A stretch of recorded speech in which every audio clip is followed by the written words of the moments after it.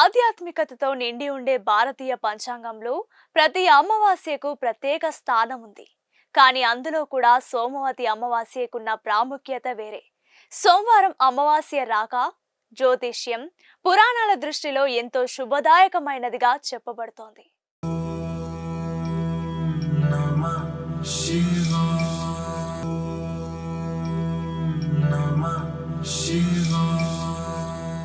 అమావాస్య అనగా చంద్రుడు కనపడని రోజు. కానీ సోమవారం వచ్చే అమావాస్యను సోమవతి అమావాస్య అంటారు. సోమ అంటే సోమవారం, అమావాస్య అంటే పితృల దినం. ఈ రోజు పితృదేవతలకు తర్పణం, పుణ్యదానం చేయడం వల్ల వారి ఆశీర్వాదం కలుగుతుందని పురాణాలు చెప్తున్నాయి. పద్మ పురాణం, స్కంద పురాణం, బ్రహ్మ వైవర్త పురాణాల్లో సోమవతి అమావాస్య గురించి ప్రస్తావన ఉంది. ఈ రోజున గంగా, యమున, గోదావరి వంటి నదుల్లో స్నానం చేస్తే సహస్ర గంగ స్నాన ఫలితం లభిస్తుందని చెప్తారు. ఈ అమావాస్య పితృల పవిత్రతకు, మన కర్మ బంధాలకు సంబంధించి విశేషమైనదిగా పరిగణించబడుతోంది. ఈ రోజు తర్పణం, శ్రాద్ధం, అన్నదానం చేయడం వల్ల పితృదేవతలు తృప్తి చెందుతారు. ఇది పితృదోష నివారణకు ఎంతో శక్తివంతమైన అవకాశం. సోమవారం అనేది శివునికి అత్యంత ప్రీతికరమైన రోజు. అమావాస్యను శివుని రోజైన సోమవారంలో జరపడం వల్ల ఇది శివ పూజ, రుద్రాభిషేకంకు అనుకూలమైన సమయంగా మారుతుంది. శివుడు పితృరూపిగా చెప్పబడే శాస్త్రోక్త ఆధారాలు కూడా ఉన్నాయి. ఈ రోజు తెల్లవారుజామున స్నానం చేసి తర్పణం చేయాలి. తండ్రి, తాత, పూర్వీకుల పేర్లతో పిండ ప్రదానం చేయాలి. శివుడికి బిల్వ దళాభిషేకం, గౌరీ పూజ, శనేశ్వర ఆరాధన చేయడం వల్ల ఆరోగ్యం, కుటుంబ శాంతి లభిస్తాయని విశ్వాసం. మన సంప్రదాయాలను నమ్ముతూ మన పితృదేవతల ఆశీస్సులతో ముందుకు సాగాలంటే ఇలాంటి పవిత్ర రోజులను ఆచరించాలి. సోమవతి అమావాస్య, అది సోమవారం కావడం వల్ల కలిగే విశేష శక్తిని మన జీవితాల్లో ఆశీర్వాదంగా మార్చుకోవాలి. ఆధ్యాత్మికతతో నిండి ఉండే భారతీయ పంచాంగంలో ప్రతి అమావాస్యకు ప్రత్యేక స్థానం ఉంది.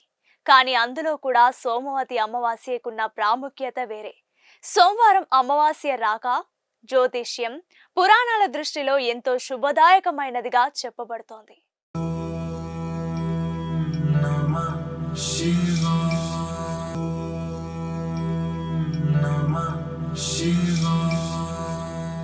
అమావాస్య అనగా చంద్రుడు కనపడని రోజు.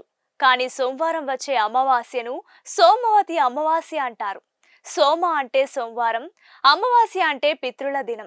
ఈ రోజు పితృదేవతలకు తర్పణం, పుణ్యదానం చేయడం వల్ల వారి ఆశీర్వాదం కలుగుతుందని పురాణాలు చెప్తున్నాయి. పద్మ పురాణం, స్కంద పురాణం, బ్రహ్మ వైవర్త పురాణాల్లో సోమవతి అమావాస్య గురించి ప్రస్తావన ఉంది. ఈ రోజున గంగా, యమున, గోదావరి వంటి నదుల్లో స్నానం చేస్తే సహస్ర గంగ స్నాన ఫలితం లభిస్తుందని చెప్తారు. ఈ అమావాస్య పితృల పవిత్రతకు, మన కర్మ బంధాలకు సంబంధించి విశేషమైనదిగా పరిగణించబడుతోంది. ఈ రోజు తర్పణం, శ్రాద్ధం, అన్నదానం చేయడం వల్ల పితృదేవతలు తృప్తి చెందుతారు. ఇది పితృదోష నివారణకు ఎంతో శక్తివంతమైన అవకాశం. సోమవారం అనేది శివునికి అత్యంత ప్రీతికరమైన రోజు. అమావాస్యను శివుని రోజైన సోమవారంలో జరపడం వల్ల ఇది శివ పూజ, రుద్రాభిషేకంకు అనుకూలమైన సమయంగా మారుతుంది. శివుడు పితృరూపిగా చెప్పబడే శాస్త్రోక్త ఆధారాలు కూడా ఉన్నాయి. ఈ రోజు తెల్లవారుజామున స్నానం చేసి తర్పణం చేయాలి.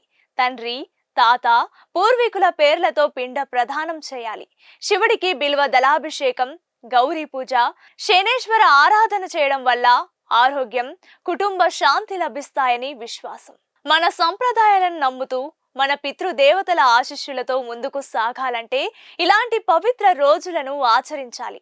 సోమవతి అమావాస్య, అది సోమవారం కావడం వల్ల కలిగే విశేష శక్తిని మన జీవితాల్లో ఆశీర్వాదంగా మార్చుకోవాలి.